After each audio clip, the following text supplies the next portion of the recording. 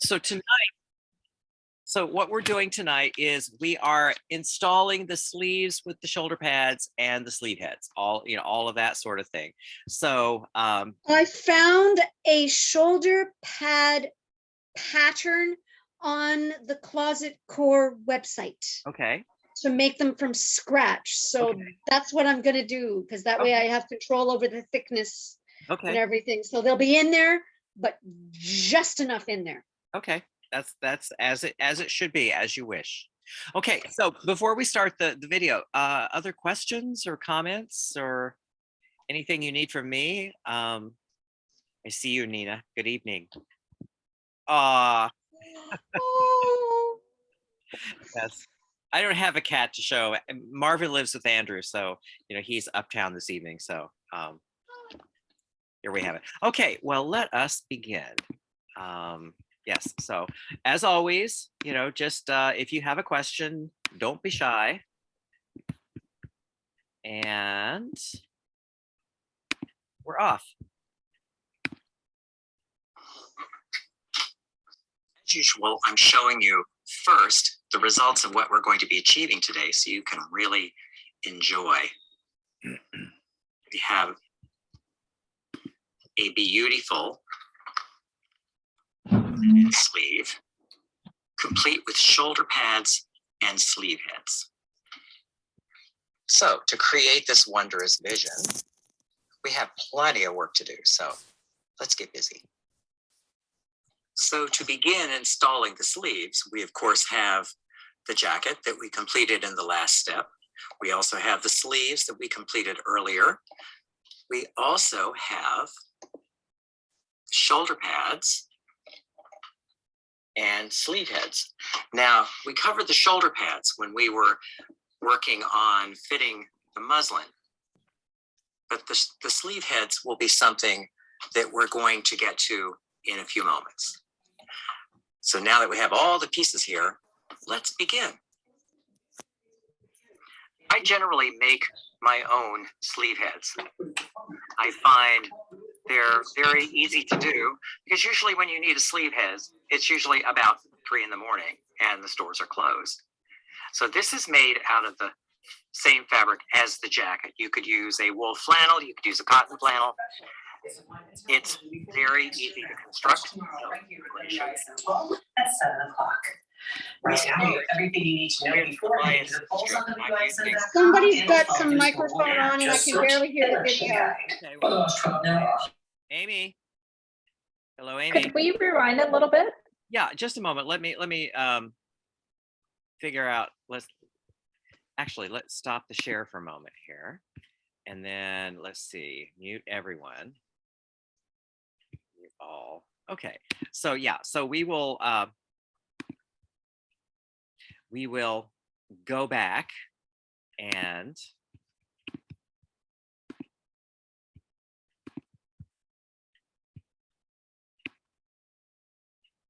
there we are. Okay. So now that we have all the pieces here, let's begin. I generally make my own sleeve heads.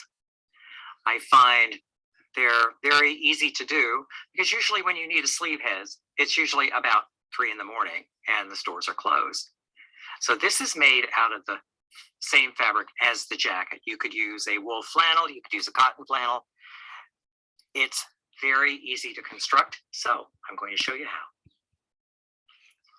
We start with a bias strip. I'm using the self fabric. It can be a cotton flannel or it can be a wool flannel, but the width is 4 inches and the length is 11 inches. I found this is the optimum dimension for creating these sleeve heads.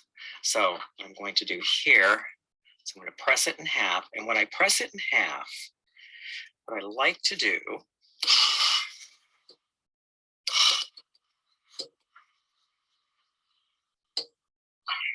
is to have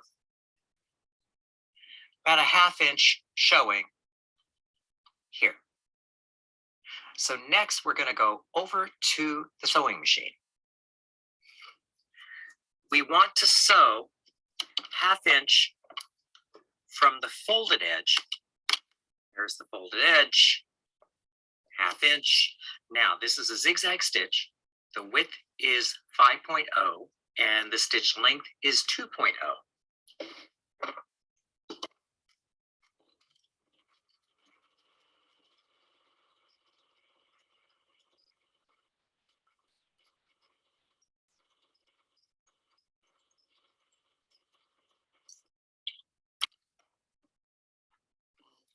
From here, let me show you the results. So from here, we go back to the pressing table. Our first step is to press right along this zigzag stitch.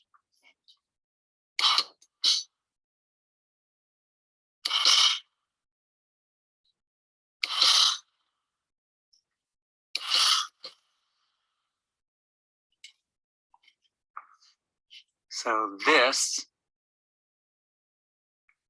is what it's going to look like. Now this next step is going to look like a magic trick. So we're going to start here and we're going to pull and stretch and press at the same time. So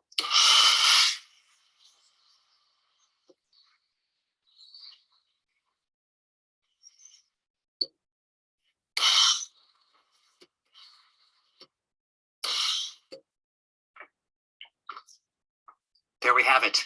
I'm going to let that cool. And while it's cooling, I have this one here. So what I like to do is just round off these ends.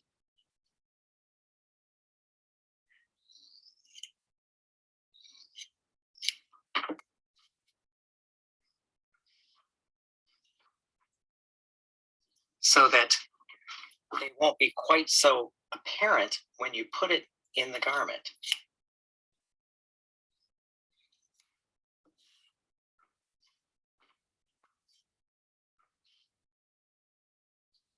So here we have our sleeve heads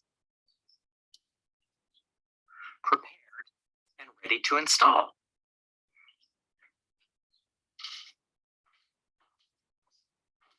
I have worked ahead Yeah. and prepared. Question. Yes, I noticed that one of them looks like it's when it's you curved it. One of them looks like it has more wrinkles in it, or rough.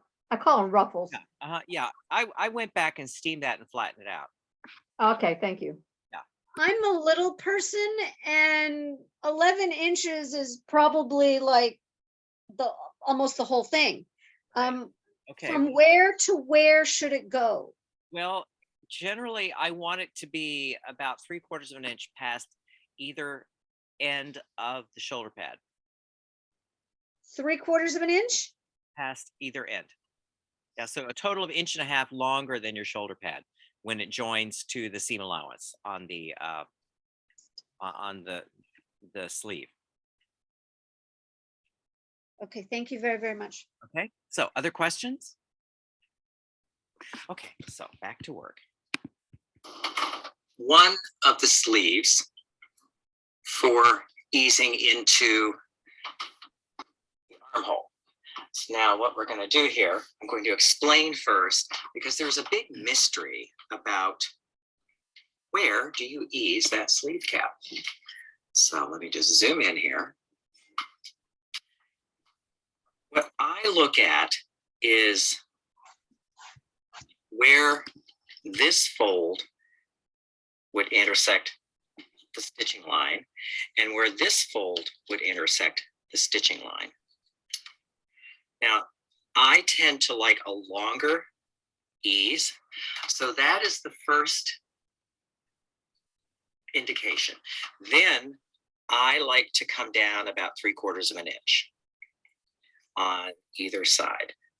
And so on this particular pattern, the back notches are where you're going to ease.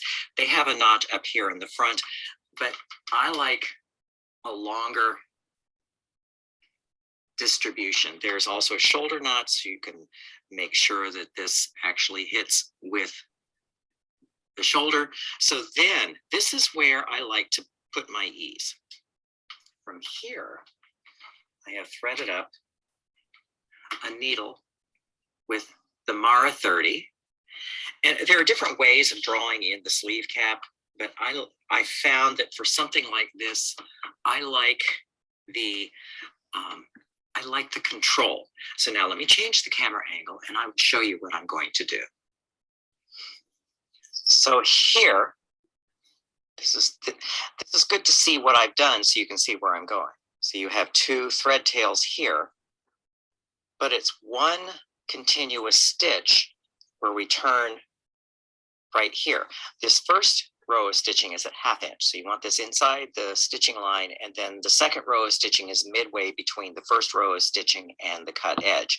But the point here is that we sew down to one side and then we sew back, because when you start pulling on these, you don't have to worry about pulling the thread completely out and then having to start over, because that's just a bore. So let us begin.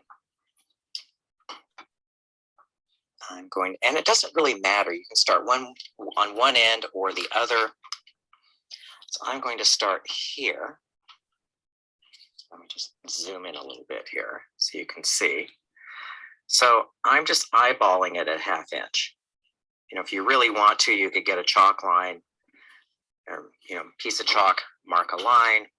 There's no shame in that. Marking is better than not marking, but for this sort of thing,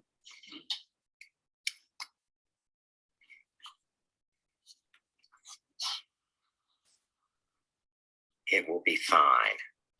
So now just, and the stitches are 1/4 inch or a little smaller.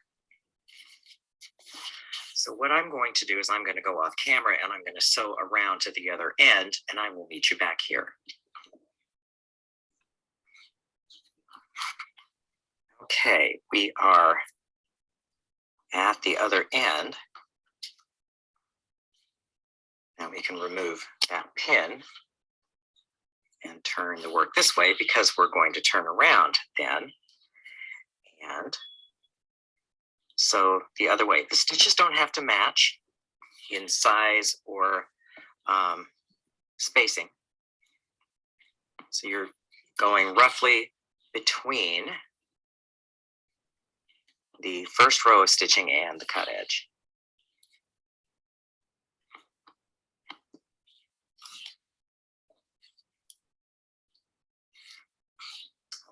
Okay, you're almost here. That's not going to be deadly. I'd like it a little longer, but we're going to be pulling on that anyway. So, okay. So, Is there an advantage to hand doing this? I usually just machine it. Well, you can machine it. Now, a little trick to know if you're machining it. I like to wind the Mara 30 in the bobbin, Oh. and then I like to loosen the top tension. Mm-hmm. The combination of the Mara 30 in the bobbin and loosening the top tension, because the thread will drop down, it'll make it pull much more easily. So that is another option you can use. Okay, thanks. That makes a lot of sense to put the heavier weight in the bobbin. Yeah, you know, because see, at FIT they make the kids buy this stuff called shirring thread, which is cotton. Oh, it's awful to work with. I hate it, you know, and so when they get to my class, they're like, well, why doesn't anyone else tell us about this? Well, maybe they don't know, but you know, it's the combination of the Mara 30 and loosening the top tension a little bit that will make that just draw up slick as a whistle. sometimes it tangles. Just part of sewing. Now let me just draw out a little bit. So here we have begun drawing up the sleeve cap. Our next step is at the pressing table. you can see here that I've worked ahead. Now, the object when we're easing this sleeve cap is you want it so that the seam allowances, when you press it, are going to fold, and all of this compresses in nicely. So from this side, you can see where the stitching line is going to occur, we don't have any kind of puckers. So this is something that takes moisture and steam to create. So this is where we're going. Now, let me bring in the other sleeve here.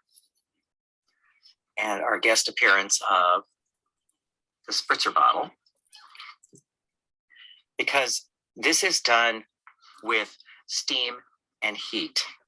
So what I like to do first, turn this outside, turn the inside out. Spritz fabric. With wool, don't be shy. Wool can shape.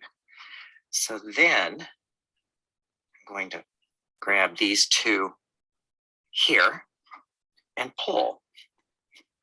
You don't have to get it all in one go. You can coax it into shape. And so just zoom in a little bit so you can see better. Ah, there we are. So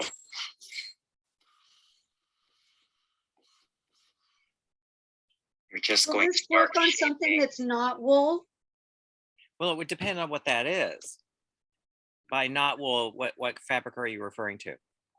I plan on doing one in brocade.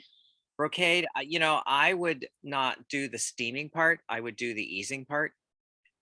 Okay. This sleeve cap over the end of the sleeve board.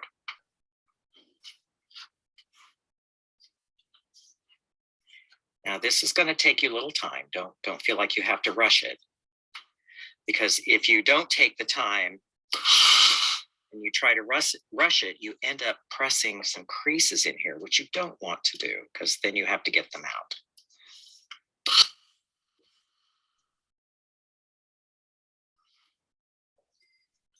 It's noon, just so you know. Another little tug.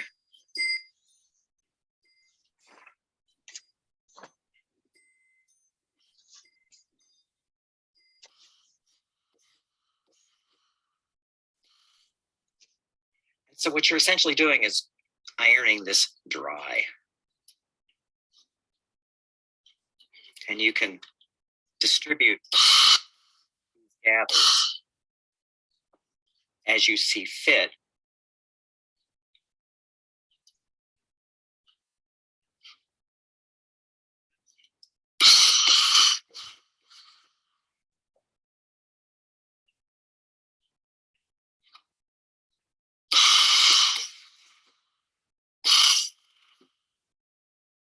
So when you think you have it, you can actually wait till it cools a little bit and then put it down on the pressing table. There we are. And check. Because if it isn't completely flat, give it a little more of a tug. Actually, that I think is going to do it. So there is what we're going for. Now, back to the work table, because once we get to the work table, we're going to start installing the sleeve.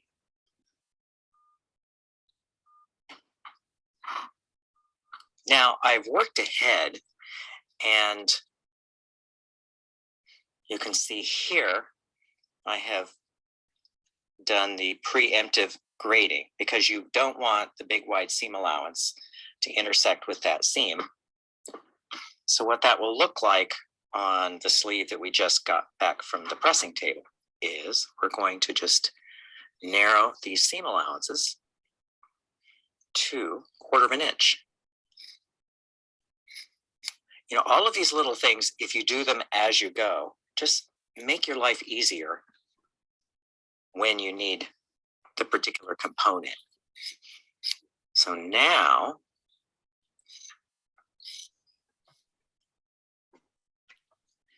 we have both sleeves.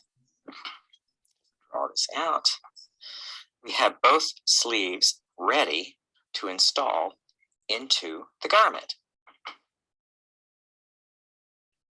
Now, this may just seem like overly paranoid thinking, but since I am dyslexic, I feel I should point this out to you because I have to do it every time I install a sleeve into a jacket. You see how the sleeve curves to the front and that one curves to the front? I lay the jacket down, I lay the sleeves down next to it, so I know that this particular sleeve belongs on this side of the jacket and this one belongs on this side. This is just a little tip. As you can see, I've worked ahead and I have one of the sleeves basted in, so we're going to baste the other sleeve in. So how this works, the first thing you want to do is turn all of this right side out, and then, or wrong side out, then you're going to take this up. You want to expose just the armhole of the body itself. You don't want to catch the facing and the lining in that. Now you can see here, I have engaged in preemptive grading. This is what you want. So you don't want a thickness on that seam either. So on this pattern, I start by matching at the underarm notch. So we find the underarm notch of the body, and then we bring in the sleeve underneath. So there we have both of these notches. There we are, pinned together. So we're going to pin and then we're going to baste. So now moving up along the armhole, there is the double notch, and we match that with the double notch on the sleeve and pin. Now what you might find is that there's a little bit extra here. Don't sweat that, you just ease that in because you stayed the armhole. That is the fixed length that you want this to all install into. So if you stretched it in construction, don't sweat that. And so now,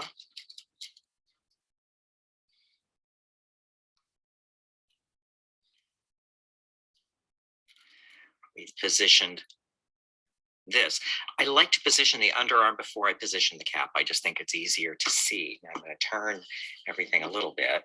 So now what we're looking for is the front notch. Where is that front notch? There we are. So the front notch goes to the front notch. And pin.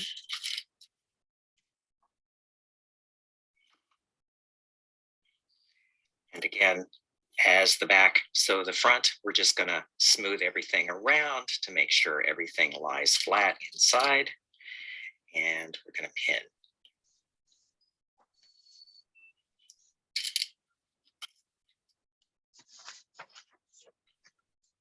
Okay, here we are. So there is the underarm is all now secure from here to here. The next notch we're looking for is the shoulder notch. And there it is right there. So you match shoulder notch on the sleeve with the shoulder seam. And you can pin this way if you wish. And so if you look on the back, the easing is pretty much pretty good. So what I'm going to do here is I'm just going to sort of slide everything into position so that all of those raw edges meet and pin Now, while I'm pinning, there's a debate that rages on pinning. Some people say you pin perpendicular, other people say you pin parallel. Both are correct. Debates rage. On exception, I pin perpendicular, but I generally prefer to pin parallel. So we have that part. Now we just want to finish this here. Now you notice, see, we drew it in a little bit too much, which is good. It's better to draw it in too much rather than too little. So you just stretch that out a little bit so that everything distributes nicely, and you pin.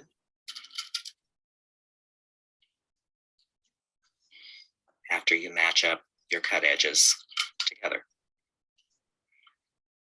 So now at this point,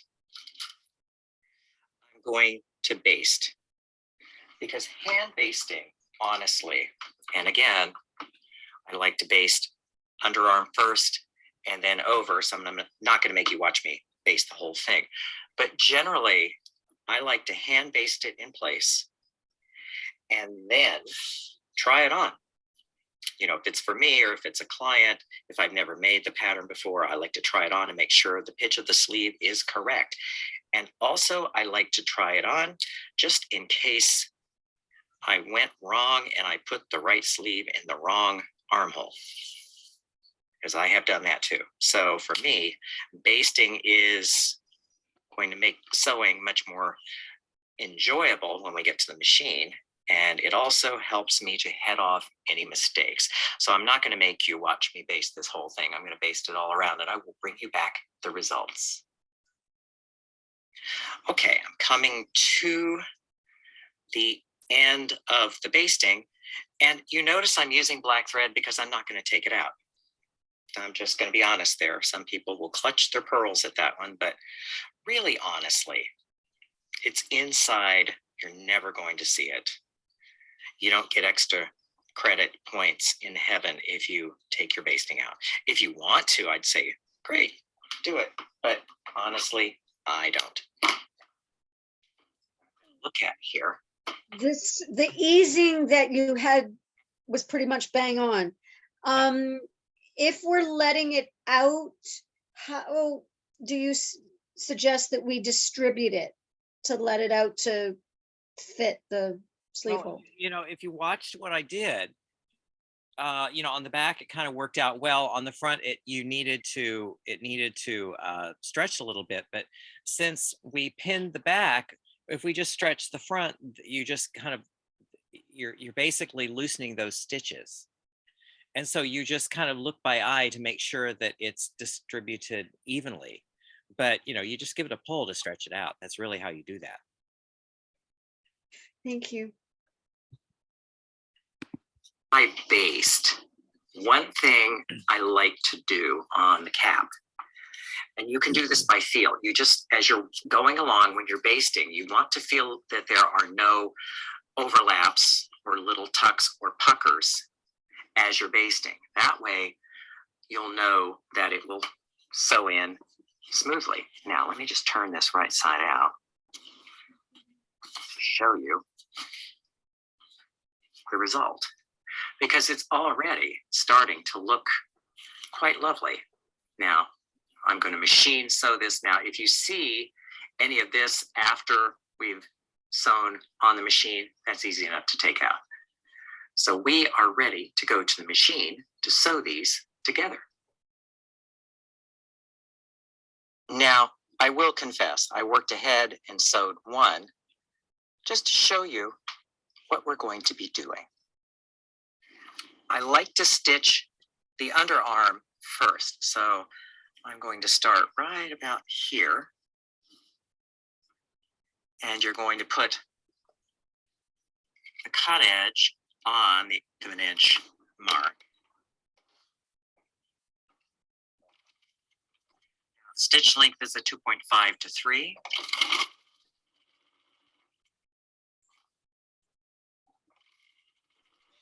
Sew it. Sort of, I like to think about it sewing it in sections. I think the underarm first, and then we work up over to the cap.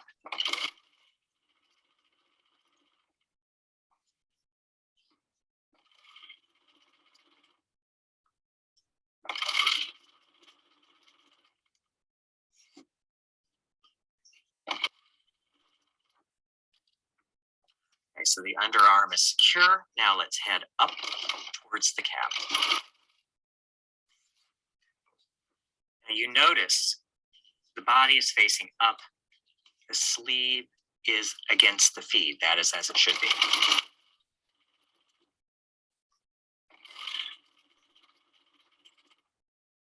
Because the object here is you want the feed actually to help you ease this cap onto the body.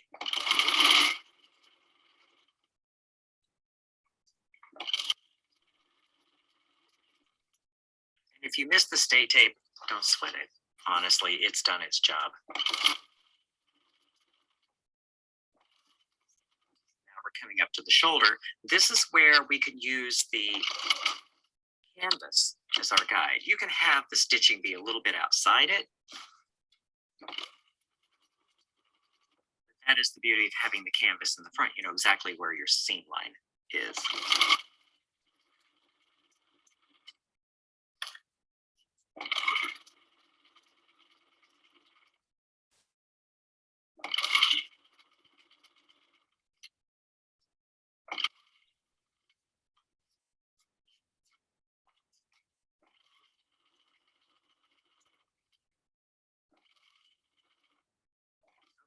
Coming up on the end. Stitches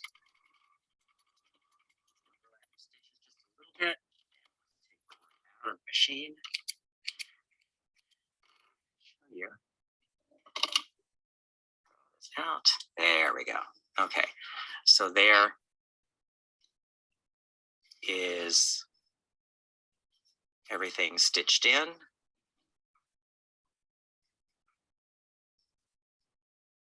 And now let me turn it right side out. So, looks like a jumble for a moment, but bear with me. Okay, here we are.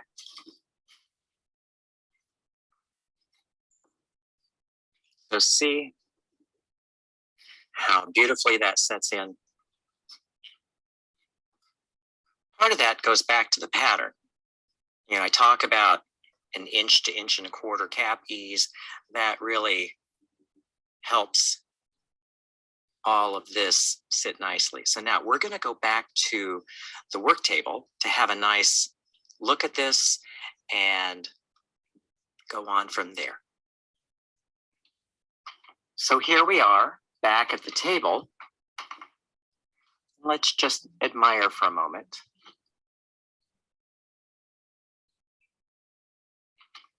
Because we've been working very hard. Okay, we've admired. Now the next step is going to be shoulder pads and sleeve heads. So I'm going to stop here for a moment to see if there are any questions. Yes, I have a question, Kenneth. Yeah, go ahead. Okay, I noticed that on, as you're going around the sleeve, the armhole and everything, you did not backstitch at the beginning or at the end. Are you afraid of that coming out? No, because you're going to overlap the stitching when you get, you know, when you join the two, when you get all the way around the armhole. So overlapping that stitching about 1/4 of an inch kind of serves as a back tack. Oh, okay, thank you. Okay, so other questions? Okay, so let us continue. Now this is where we're headed with the shoulder pad and the sleeve head. This is the result that we want to achieve. So I wanted to tantalize you with this. Now I'm going to show you how to achieve it. Our first step is to clip the seam allowances of the armhole on the body itself. We don't have to clip the seam allowances on the sleeve. And these clips are, I'd say probably 3/4 of an inch to an inch apart. I like to start from the shoulder and work down on one side and then go back and clip the other. And we nick some basting here, no harm, no foul. So one side is done. And so then it's gonna, there's the shoulder.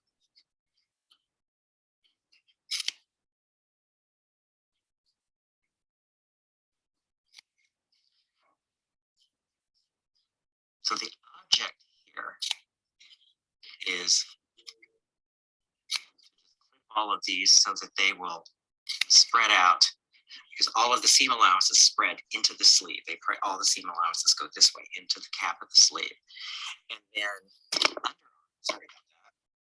I like to stagger the clips.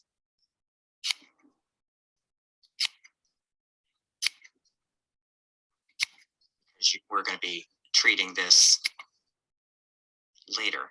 So we're setting that up for later.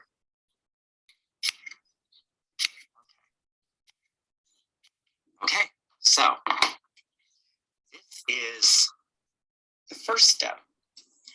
Now I will get the shoulder pad and bring it in and talk about positioning. Now, if you remember from earlier, that faces the front and that matches at the shoulder seam. So the first thing you want to do is match this at the shoulder seam. You're going to line up your cut edges. See, this is where some people go wrong with shoulder pads. They put the edge of the shoulder pad on the stitching line. That isn't correct. So you're going to line up the cut edges. I like to walk this down to the end first and pin. And you can pin a couple places here if you need to. Then I walk down the other end. These pins won't be in here for long, so don't sweat it. There's the other end matched up. I'll work backwards from there. Okay, so the pad is placed, ready for sewing. Now, for sewing the shoulder pads and the sleeve heads, I like a double thread in working. The reason for this, safety first. If you lose a needle inside your garment, if you find it, if it's your garment, no foul, no harm. But if you're sewing for someone else and they find it, they're going to be extremely upset. So double thread is any old thread you can use. So I like to first sew a couple stitches at the end of the shoulder pad here.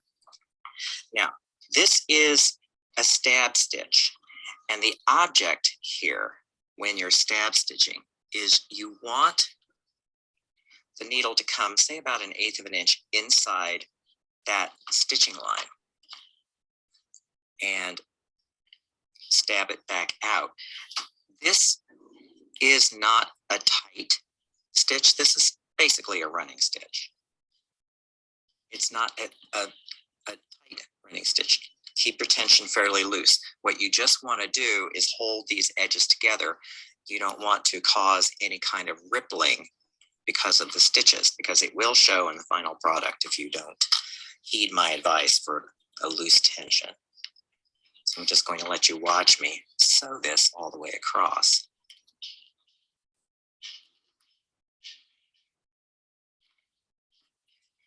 Zoom in here a little.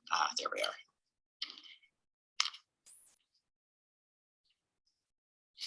Stab stitch is better than just a regular running stitch because you want the needle to go in roughly perpendicular to the fabric. And that's how you achieve it, is with the stab stitch.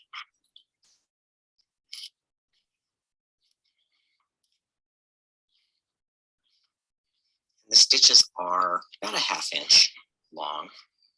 Don't get your micrometer out for that, but you just, like I said, this just holds everything together. It doesn't, you don't want it to create a wobble. So light tension.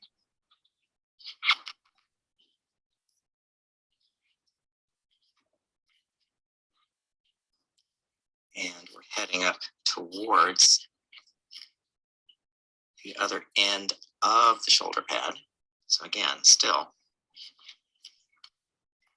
1/8 of an inch in from the machine stitching line.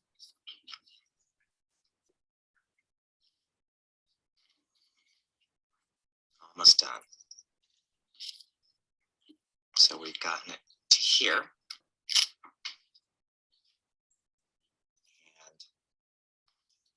And anchor your thread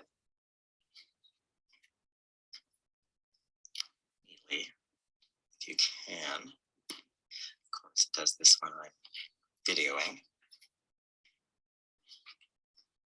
Okay, so we have the shoulder pad in place.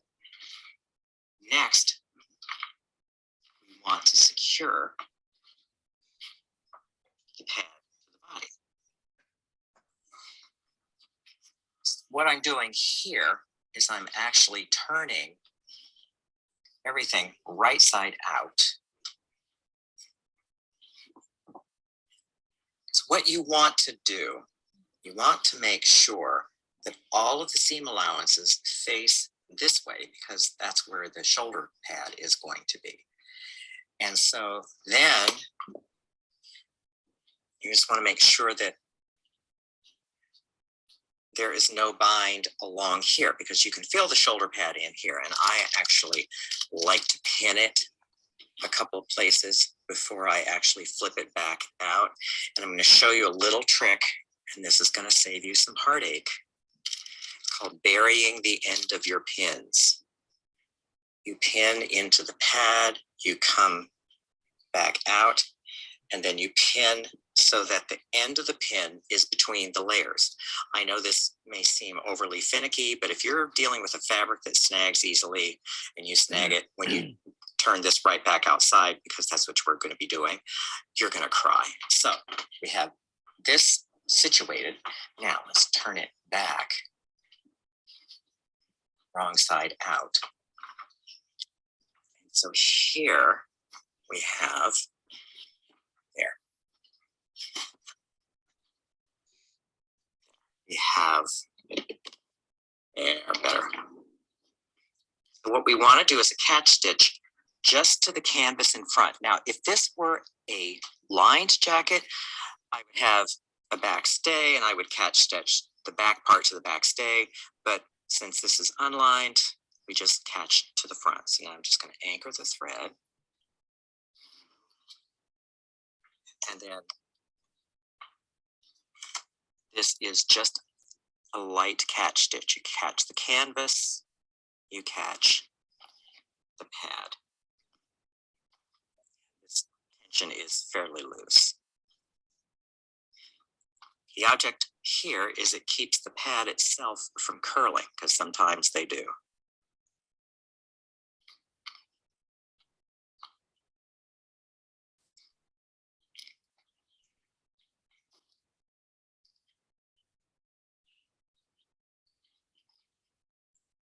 And then we secure.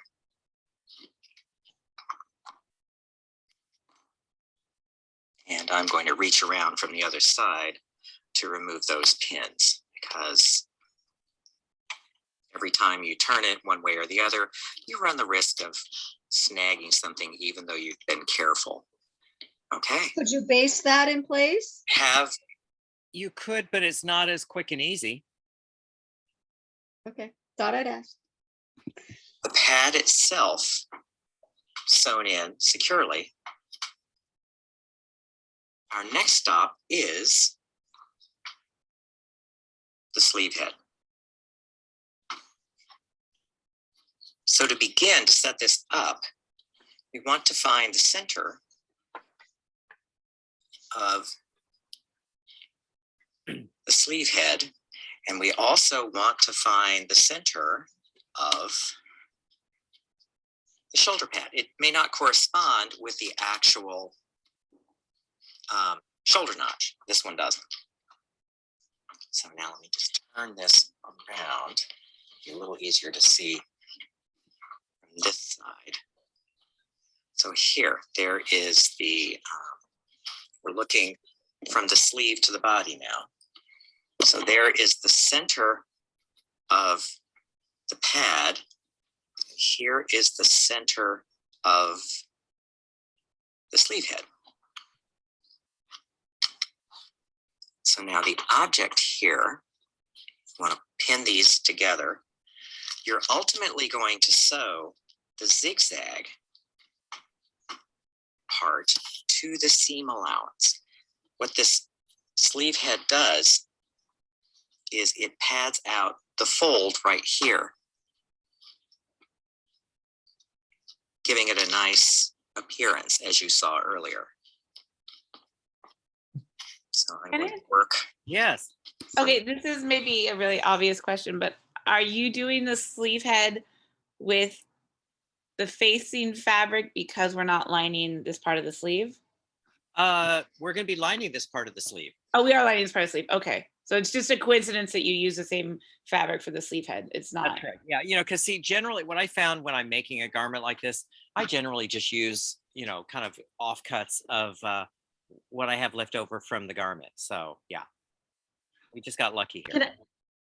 Can I ask a quick question? I think I may have missed something. The shoulder pad. Mhm. You said the center of the shoulder pad is not necessarily The the center, center right. line up with the seam. Or Yeah, go ahead. did you say exactly how you determine where to put the shoulder pad front back? Is there a notch on the shoulder pad? I'm There is a sorry. yes, there is a notch on the shoulder pad. If you think back to the olden times in the very beginning, when I talked about the shoulder pad and how you figure out how it lines up with the shoulder on the garment. And there's a front and a back to the shoulder pad. Yes, that's correct. Yeah, and so Okay, okay. you know, to kind of refresh everyone's memory, if you're looking at a shoulder pad, you know, if they're laying on the table, there's 2 points. There's, you know, the points on either end, and one point is a little fatter than the other. You know, if you know, in a proper shoulder pad. And so how I remember, because I need a memory trick, the fat is in the front. So the wider Okay. part of the shoulder pad faces the front. The narrower part of the shoulder pad faces the back. And Okay. so, you know, generally what I do when I'm fitting is I will actually place the shoulder pads, and most shoulder pads will have a shoulder notch marked on them. So I use that as kind of my reference when I'm installing them into a garment. And, you know, if you remember, we trimmed that cut edge of the shoulder pad to match the cut edge of the seam allowance on the armhole. So Yes. I just go back in and sort of reinforce that notch that was, you know, some of it may have gotten trimmed off when I was shaving the edge of that shoulder pad down. But generally, you know, as a rule, they'll have a shoulder notch cut into a shoulder pad And the notch lines up with with the shoulder the seam. seam. Yes, that's correct. And then, I'm sorry, and then you said just a second ago that the sleeve head lines up Yeah, with, okay. And so you know, the shoulder notch and all of that, you know, that gets the shoulder pad positioned properly into the garment. And so and then, so once that's done, you kind of ignore that. And really what I did is I folded the shoulder pad in half, matched the two ends, and found the dead center. And so it's of the sleeve head. of the shoulder pad and the sleeve head both, yes. Okay, And so, you know, the dead center of the shoulder pad will not necessarily coincide with the shoulder seam. okay. And you're matching the sleeve head to the shoulder pad, not the shoulders, not the armhole seam. Yeah, the dead center of the sleeve head matches the dead center of the shoulder pad. Perfect, thank you.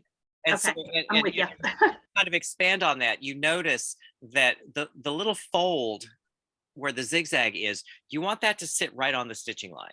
Some people make a mistake and have it sit a little too high up, but what the object is, and you're going to see this in a moment, is that you want to pad out that fold. So you want the sleeve head to go right up snug into that where the seam allowance folds back on itself. Okay. Okay, Okay. Good. So Wait, this thank is you. Now go ahead. this is Peggy. I'm sorry. While we have this stopped, I wanted to ask you a question that I've been thinking about.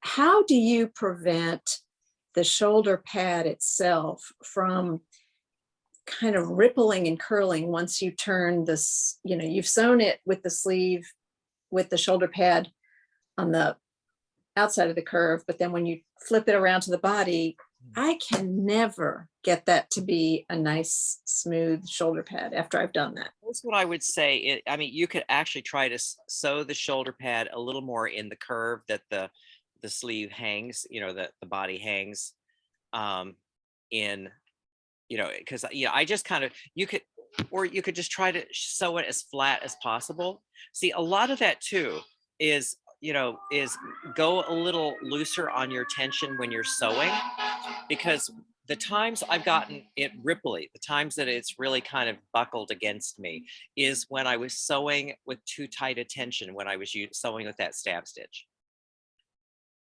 Does that help? Yes, that helps very much. Thank you. And then also the other thing, and you're going to see this, you know, once we get all of this sewn in, then I take it over to the pressing table and really steam the heck out of it. And you can massage any little errant wobbles out that way as well. Okay. Okay. Thanks so much. Okay. So other questions? Yes, please, Kenneth. Go ahead. Okay, you're pinning them together, and the points of your zigzag. Yeah. The bottom point, like where you have your pin, this pin that's over here. Yeah. that- Over here. Yeah. Right. Yes, sir. The point is that the bottom point Mhm. is that on the seam line, That or should be on the seam line. Yeah. okay. All right. Thank you. Okay. Okay. So other questions? This is Julie again. I'm a little confused about when you were stitching in the shoulder pad. Yes. You said the lining wouldn't be there. Well, it'll be in eventually. It's not going to be in just yet.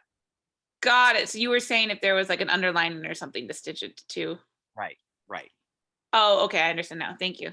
Once we're going to put the sleeves in, and then in the finishing, which is going to be our final lesson, I'm going to show you how to put the sleeve linings in, and it will clean up all of this stuff that's going on underneath. Got it. So we don't have to worry about being neat here. No. I mean, you see how neat I am. I should have trimmed that white thread off, but I didn't. So yeah, see, I have this theory that, you know, and I tell my students this: if it's inside a lining, it does not exist. And I have been in enough linings of really quality garments to know that they're doing the same thing. So some people say just because they do doesn't mean you should, but hey, you know, I'm all, you know, I don't mind doing the work, but you know, sometimes I get a little lazy. Okay. Okay, so back to the story. Center out. And the general rule here is I like the sleeve head about an inch longer than the shoulder pad. Now let me just pin this in place and we can check that. So there's the end of the shoulder pad. There is the end of the sleeve head. Yeah, pretty good, pretty close. And then we're going to work from the center down the other side.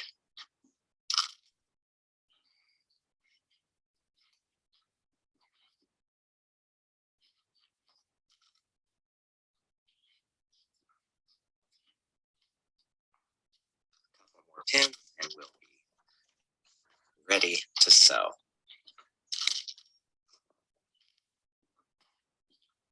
Okay, so now we have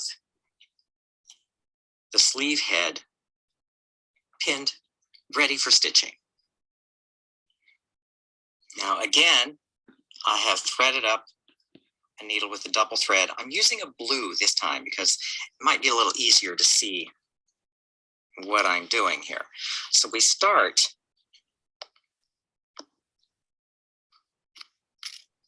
at the end here, and you're not going to see this from the outside, so the blue thread is not going to kill you.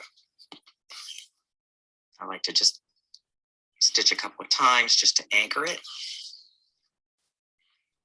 And so then the object here, when we're sewing, I'm just going to take the stitch and then turn this back. You want it to catch. So you don't want to see any of this. If you roll this back, you don't want to see your machine stitching. You just want to see a fold. And this this is the common mistake people make when they put in a sleeve head is they don't check and make sure that it sits directly on the fold. Let me back this off for just a moment. It's supposed to go that way. There we are. Okay. Excuse me, Kenneth. Yeah. Okay, how many layers of fabric are you going through with that blue thread? All of them? No, you're just going through the sleeve head and the seam allowance closest to it. You don't want this particular needle going through everything, because that's way too, that could create some ripples, like Peggy was saying earlier. So you catch your sleeve head, you catch the seam allowance it sits right next to. Okay, and you're not doing that stitch very tightly. It's kind of like a somewhat loose. It's somewhat loose, yeah. Okay, thank you. Okay.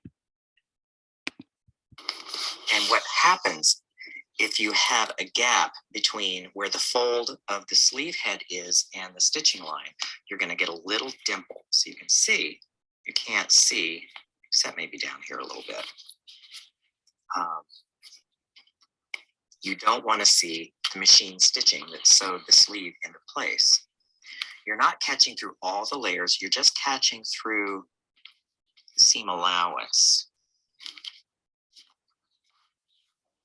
So in the final garment, you won't see this. And again, loose tension. Don't sew it too tightly because you don't want to create a ripple. So let me see, let's just go back. That's what you want. Want that just right up against that stitching line. So I'm going to sew all the way across and bring you back the results. Okay, so head it up on the end.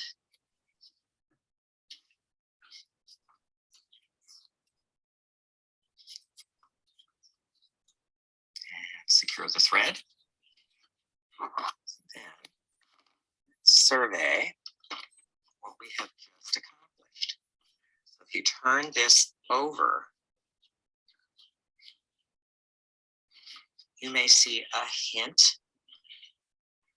here and there. Not going to kill you. You want it right up next to. Now, I'm going to draw out a little bit. I'm going to flip this right side out. Now, isn't that beautiful? Now, you probably have noticed that I have not touched this armhole with the iron. That is next, so I will meet you at the pressing table. So here we are at the pressing table, as you can see. So now this is where you want to, what I'm just going to do is steam and press. This is where you want your pressing mitt, because this can get pretty hot if you don't. So what that looks like, just zoom in a little bit. You start down here. Let's work the front first.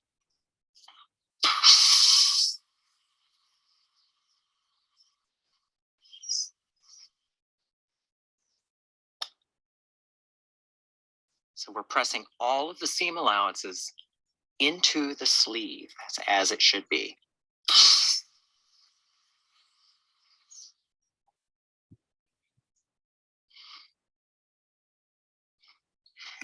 So now I'm going to stop here for just a moment. Peggy, see how that evens out once you give it the steam? Yes, yeah. What I always end up with is on the inside, the shoulder pad is a little bit ripply.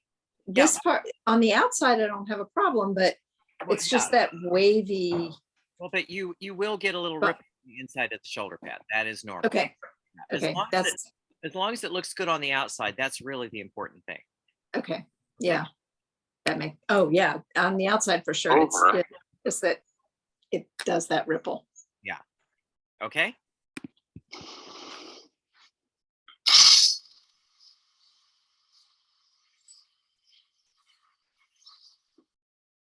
This is where you value an amazing iron.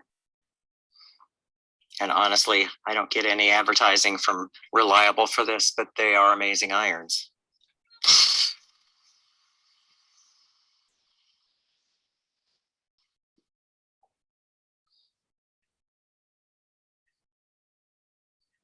Okay, so go to the mitt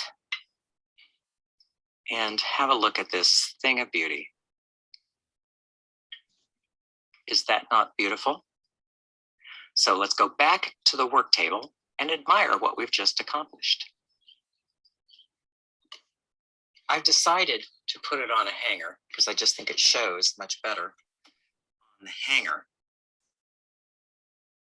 Because now we have shoulder pads in, we have the sleeve heads in. And really, most of the heavy lifting is done. Our next stop is finishing.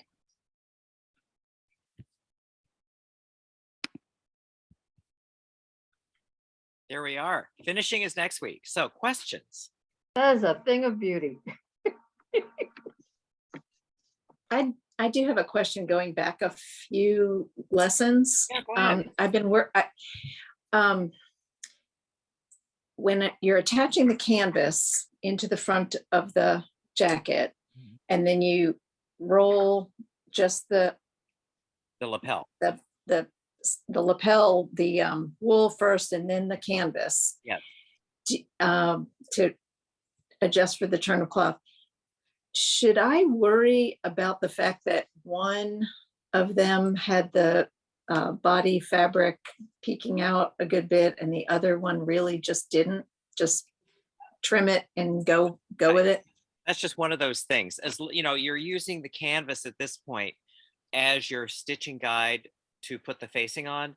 So you Mhm. know, 'cause I've seen that every now and then. I'll have one where, you know, you'll either have just a hair, it may have a little more, and then the other one doesn't have any. So Yeah. yeah, so I would not sweat that. Okay, thanks. Okay, so other questions? Yes, Paula So or Sharon. if your jacket fabric is thick, Mhm, can you just use a different fabric for the sleeve head? absolutely. Okay, because I'm thinking the just use boiled wool. Yeah, I just used this because, you know, it was handy. But if you're working on like a wool Melton or something like that, if you just used like a thin wool, you'll be fine. See, the Okay, other thing, perfect, thank you know, some people like a really high curve on there.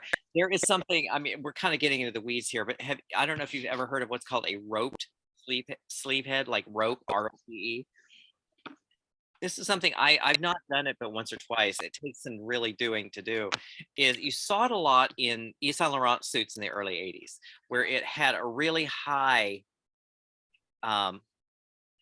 curve before it went down. So it's a combination of things. One thing is when you draft the sleeve, you have to draft a higher cap so that gets up and over. And you have to make it out of a fabric like a wool crepe or something that's really going to draw back in without buckling. And then you put the shoulder pad, you put the sleeve head, and then in the fold of the sleeve head, you're going to put upholstery welting from about here to here. So it's really going to pad up that cap. You know, so there are different ways of going about it. You know, there's also, I don't know if you've ever looked at a Brooks Brothers men's jacket. I've looked at them. I've never owned one because they're, well, boring. And there's what's called a natural shoulder. And so what they do on that case is they press this seam open and then they put the shoulder pad underneath. So you don't have any kind of contour there. I think that's kind of, I mean, it's a thing and I understand it's a thing. It's not my particular taste. So yeah, but so you can use really any thickness you want. And you know, you could even experiment with a couple of different types to see which one gives you the better result on your sleeve cap. Okay, so other questions? How's everyone's jackets coming? Anyone have anything they want to show me? You don't have to, but you know, I'm just, you know, kind of curious. I can show you mine. I also, I do want to say that I am very, very grateful for your wonderful instructions about sewing the inside corner on the lining to the facing combination, because I got mine all done and I was ready to do the Hong Kong binding around the bottom yesterday and realized I had the lining inside out and I had to take it out and sew it back in, but it went back in. Oh, well, that's good. Yes. So I was sweating it because those teeny tiny little stitches in the corner are hard to get out, but You see that's why I tend to use a lining that I either use a lining that it's double faced, so I don't have to worry, or it's one side it's real obvious. obviously the face side. Yeah. So mine is like a, it's a jacquard. And so one side, it just looks different. It's all one color, but it just Yeah. looks different. Mhm. And then the sleeves were already done, of course, Yeah, and you're like, and they were going to be the wrong way. Yeah. yes, we've all had those, and I have one pair, a little tiny pair of Ginger embroidery scissors to take out those stitches. Yeah. That's all those scissors do. I've had those for years and they've never been sharpened because I don't really have to do that very often.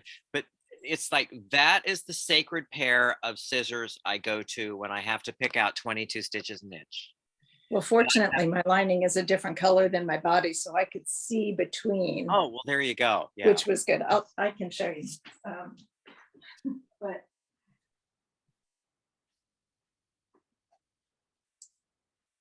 so I have pretty good corners, even Yeah. despite the fact that I had to do them twice. That one's better.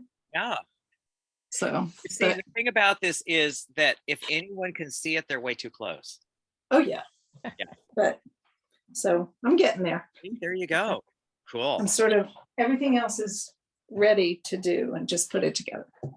But you see that you notice kind of how I do this, like I get all the different parts and pieces and then I assemble the sections. I have found that for me works much better than, because sometimes if you read a pattern, like they'll say, well, do this and then do this and do this. Like, it's much easier to have the sections, the big sections, is then, like when Yeah. it starts going together, it feels like you're really making headway. I also really like the use of the adjustable zipper foot for finishing off the Hong Kong binding. That worked really, really nicely. I use an edge stitch foot a lot, Yeah. but because my Hong Kong binding and my fabric are such different colors, it would have looked awful if I had nicked it. Yeah. And So, so, because see, the other way I do it, and this is the way I would normally do it, but it's good to know different ways. How I learned it was that after you sewed your strip and then you pressed it around, is to go back in from the back with a little running stitch, needle and thread, just by hand. I have found, for a lot of things, for me, it's just as quick. But since this jacket is a little more, I don't want to say a little more ready to wear, but it skews towards ready to wear, I thought I should show this particular way of putting in the binding because I use it on occasion. yeah. My fabric is too thin to stitch my seams and not have them show. Well, this is not a catch stitch. This is just like, I meant, oh yeah, but I meant when when we Hong Kong these. I'll show oh, you. actually, so you don't tack blind hem into the, So these, yeah. they're just gonna have to float because every time I tried it, you could see the little puckers. Yeah, in that Good. case, that's Yeah. entirely correct. Most times when I've seen jackets that have a Hong Kong binding, they don't have the seam allowances tacked down. Yeah. It's just something, like, this one here, you could sew with Frankenstein stitches, no one would know. If you have a high texture, you can get away with a lot. Right. Okay, other questions, other comments, hopes, fears, dreams, desires? Do they, Go ahead. Someone speak. Who would like? I was just gonna ask, when the classes are done, do you ever just grab pictures of what everyone did and share them with everyone else? That never occurred to me. But if you'd like to share photos, please send them to me and I can share them with everyone. I haven't even cut fabric yet. Well, you see, because this is the thing, because I have a couple of people who took the first raglan coat class who are still working on their coats, and this is all good. See, no judgment here, because we're in this really because we want to learn. And and so the beauty of having all of this live on YouTube for the indefinite future is that you can go back and you can go back and refresh yourself and eventually finish the jacket instead of having it sit sit unloved and unfinished in your studio.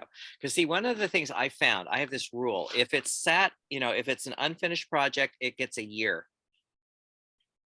and after that year, out. Because I'm in a very tiny space in New York, so there's only so much I can store in here. And see, I also don't have much of a stash for that very reason. For me, I don't have a stash. I just make it into garments, and then I can put it in my closet. Yes, but you can go get more really nice fabric easily, unlike some of us that, Well, you see, I see this is the trade-off. Yeah, I don't have a stash, but I technically, I could say my stash lives up in the garment district. So, yeah. Okay, other questions?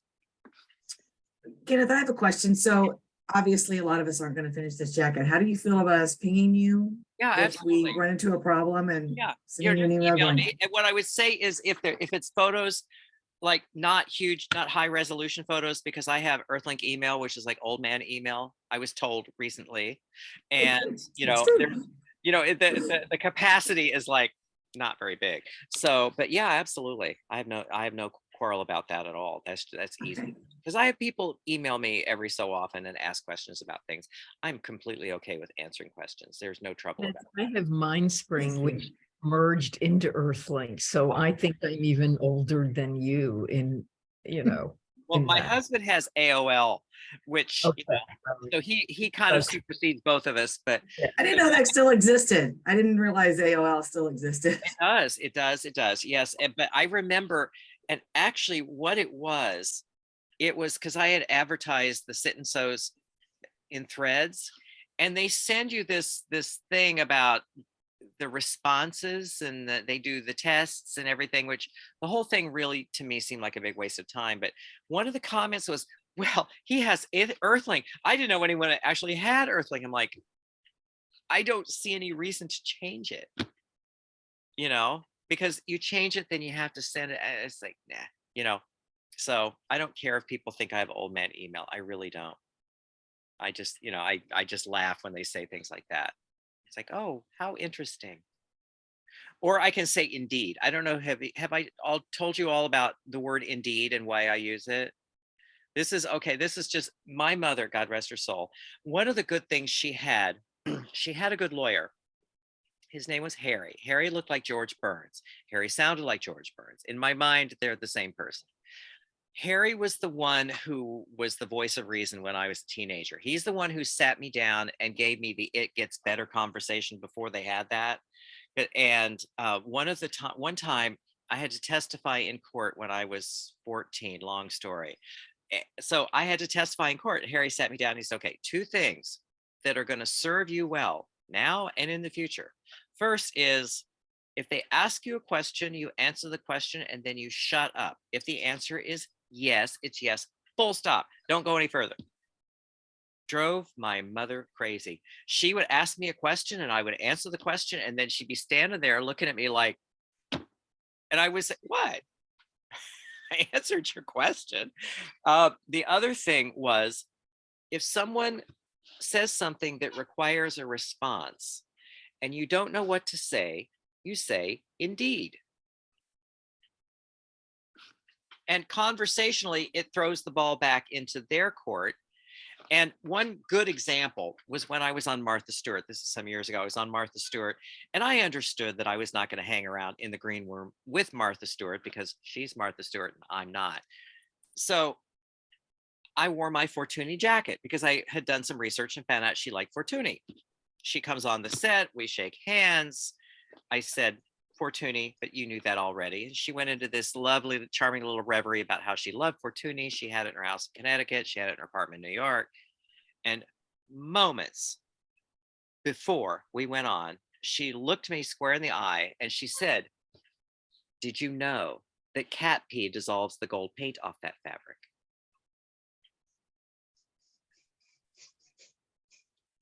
And I said, indeed. And they said, you're on. And then we were off. And I did well. They were very happy with how I did it. And the next day, this student of mine said, oh my God, Professor, you like totally bossed Martha Stewart around. And a friend of mine who was in the audience said, I was bossing her around and she seemed kind of amused by it. But I said, I have no memory after, did you know that cat How pee? could you? I mean, with a comment like cat You know, pee. I was just kind of going on muscle memory, you know, but it was like the whole time I'm thinking there's only one way she could know that. There's only, Exactly. yes. So yes, you know, I figured Martha Stewart had figured out a way to breed a cat that does not pee, or at least does not pee on furniture. So, so yeah, indeed, you know, it's a great word. It has gotten me out of so many situations. So yes, and I tell my students this. I say, you know what? There are times that word comes in handy. You don't, you know, if you don't know what to say, you say indeed, and then you know, it throws the ball back in their court. So yes, that was my mother's lawyer, Harry. He also had a really good sense of humor. He had to, you know, dealing with my mother, he had to. But yeah. Okay, so other questions? Well, you know, I think our work is finished for this evening. So next week, we're going to, you know, that is going to be all the finishing and all of that. So what I will do after we sign off here is I will, you know, as usual, record everything and I will send you the links and the link for the final class meeting. So if you have to leave, I'm going to hang around for a few more minutes, but let me turn off the recording here.